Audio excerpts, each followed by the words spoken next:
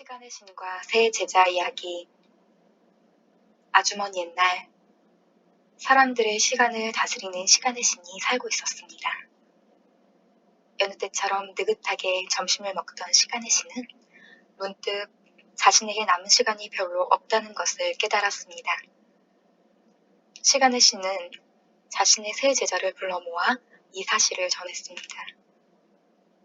씩씩하고 당돌한 첫째 제자는 앞으로 어떻게 해야 하는지 스승에게 물었습니다.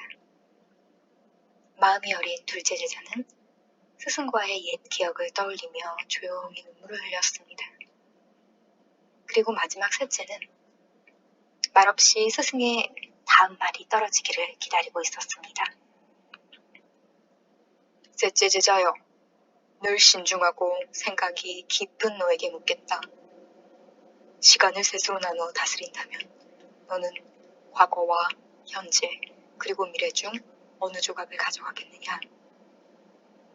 시간의 신이 묻자 셋째는 잠시 고민하더니 첫째와 둘째가 선택하고 난 것을 가져가겠노라 말했습니다.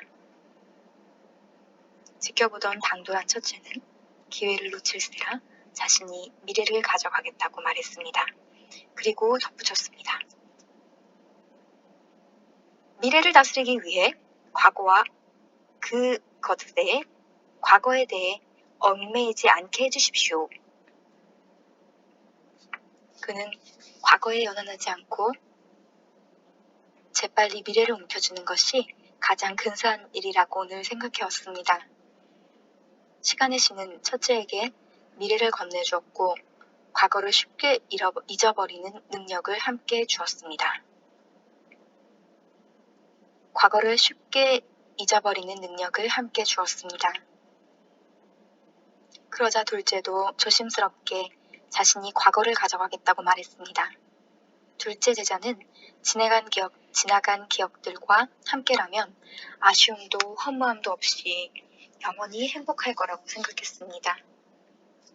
시간의 신은 둘째에게 과거를 건네주며 무엇이든 오래 추억할 수 있는 능력을 함께 주었습니다. 이제 시간의 신은 과거와 미래에 뒤에 턱없이 작고 날카로운 현재의 조각을 손에 쥐고 셋째에게 물었습니다. 찰나의 현재를 잘 다스려 주겠느냐? 그러자 셋째가 대답했습니다. 아닙니다. 현재는 모든 사람에게 공평하게 나누어 주십시오. 시간의 신은 의아했습니다. 너는 나에게 가르침을 받는 동안 어떤 시간도 특별하게 여기지 않았단 말이냐? 스승이 다소 실망한 투로 묻자 그제야 셋째가 어렵게 말을 꺼냈습니다. 제가 사랑한 시간은 모두가 잠든 시간입니다. 잠들어 있는 동안에는 과거에 대한 미련도 없고 미래에 대한 불안도 사라지기 때문입니다. 하지만 행복했던 과거를 추억하는 사람이 굳이 잠들어 있던 시간까지 포함하여 떠올리지 않고 거창한 미래를 기약하는 사람이 잠들 시간을 고대하지 않으며 하물며 잠들어 있는 사람이 자신의 현재가 깊이 잠들어 있음을 채 깨닫지 못하는데 부족한 제가 어찌 이 딱 한 시간을 다스려 보겠다고 나설 수 있겠습니까? 이야기를 들은 첫째 제자는 내심 그를 비웃었고 둘째 제자는 조금 놀랐습니다. 그들은 잠든 시간을 쓸모없는 시간이라고 해왔기 때문입니다. 하지만 시간의 신은 기꺼이 셋째 제자에게 잠든 시간을 주겠노라 말했습니다. 내가 너희의 시간에서 잠들어 있던 시간과 잠들 시간을 조각내어 셋째에게 주어도 되겠느냐? 신이 묻자 첫째와 둘째가 망설이지 않고 대답했습니다. 물론입니다. 이윽고 세 제자는 각자의 시간을 받아들고 흩어졌습니다. 처음에 미래와 과거를 받은 첫째와 둘째는 신이 주신 능력에 아주 만족해했습니다. 미래에 몰두하는 첫째 제자와 그의 추종자들은 여태까지 시시한 일들은 모두 잊고 고향을 떠나 더 넓은 땅에 터를 잡고 새로운 미래를 도모하려는 계획에 들떠 있었습니다. 과거를 소중히 여기는 둘째와 그의 추종자들도 퍽 기뻤습니다. 그들은 서로의 젊고 고운 얼굴과 함께 나눈 정다운 일들을 두고두고 기억할 수 있는 것에 감사했습니다. 하지만 얼마 지나지 않아 문제가 생겼습니다. 첫째가 미래만 생각하느라 몽땅 잊어버린 과거의 기억들은 그 양이 얼마나 많았던지 그들이 사는 땅에 안개처럼 켜켜이 쌓이기 시작했습니다. 그들은 빽빽한 안개 속에서 친구와 가족도 알아보지 못했습니다. 사랑하는 사람들과의 추억이 사라지자 그들은 무엇을 위해 미래를 꿈꿔왔는지조차 기억하지 못하게 되었습니다. 먼 미래는커녕 한 치 앞도 볼 수 없는 사람이 되어버린 것입니다. 두 번째 제자 쪽 상황도 나을 것이 없었습니다.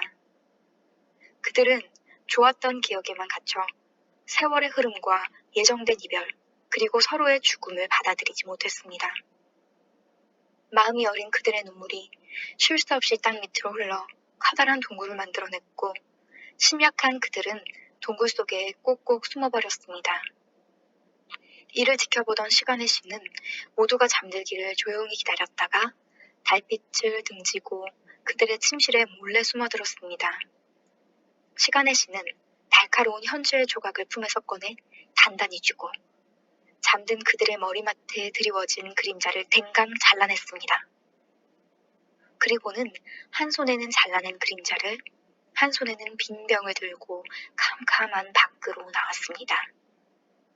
신은 가장 먼저 첫 번째 제자와 그 추종자들이 버린 안개처럼 뿌연 기억을 빈 병에 가득 담았습니다. 그 다음에는 두 번째 제자와 그 추종자들이 흘린 눈물을 주워 품 안에 넣었습니다. 마지막으로 아무도 몰래 세 번째 제자를 찾아갔습니다. 이 밤중에 어쩐 일이십니까, 스승님? 시간의 신은 말없이 셋째 제자의 탁자에 가지고 온 물건들을 하나씩 내려놓았습니다. 잠든 그림자와 잊어버린 기억이 담긴 병, 그리고 동그란 눈물을.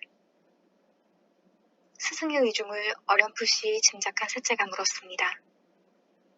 제가 어떻게 하면 이것으로 그들을 도울 수 있겠습니까? 신은 대답 대신 곤히 잠든 채 축 처져 있는 그림자를 손으로 집어 기억이 담긴 병 안에 쏙 집어넣었습니다. 그림자가 병 속에서 우왕좌왕하며 감은 눈을 뜨려고 애를 쓰자 이번에는 눈물을 병 속에 떨어뜨렸습니다. 그러자 신기한 일이 벌어졌습니다. 눈물이 그림자의 눈이 되어 맺히더니 그림자가 반짝 눈을 뜨고 병 안의 기억 속에서 살아 움직이기 시작한 것입니다. 시간의 신은 그림자와 기억이 담긴 병을 셋째에게 건네면서 말했습니다. 시간의 신은 그림자와 기억이 담긴 병을 셋째에게 건네면서 말했습니다. 사람들이 잠들어 있는 동안 그들의 그림자가 대신 깨어있도록 해주어라. 지혜로운 셋째였지만 스승의 말을 잘 이해할 수 없었습니다. 사람들이 자고 있을 때도 생각하고 느끼게 하라는 말씀입니까? 어떻게 이것이 그들에게 도움이 될 수 있습니까?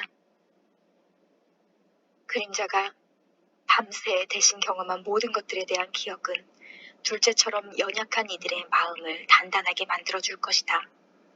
그리고 첫째처럼 경솔한 이들이 잊지 말았어야 할 것들은 이튿날 아침이면 다시 떠올릴 수 있게 도와줄 것이다. 이야기를 마친 시간의 신은 자신에게 주어진 시간이 비로소 끝나감을 느꼈습니다. 옅어져가는 그의 스승을 바라보며 셋째가 다급하게 외쳤습니다. 가르침을 더 주십시오, 스승님. 이 모든 것을 사람들이 어떻게 이해하도록 가르쳐야 합니까? 저는 이것을 무엇라고 불러야 할지조차 모르겠습니다. 시간의 신이 미소를 지으며 대답했습니다. 그들을 이해할 필요는 없다. 잘 모르는 편이 오히려 낫다. 그들 스스로 받아들이게 될 것이다. 이름이라도 붙여주십시오. 기적이라고 불러야 합니까? 아니면 허사입니까? 셋째는 간절하게 가르침을 구했습니다. 꿈이라고 부르거라.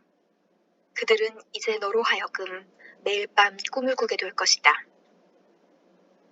마침내 시간의 신은 흔적도 없이 사라졌습니다.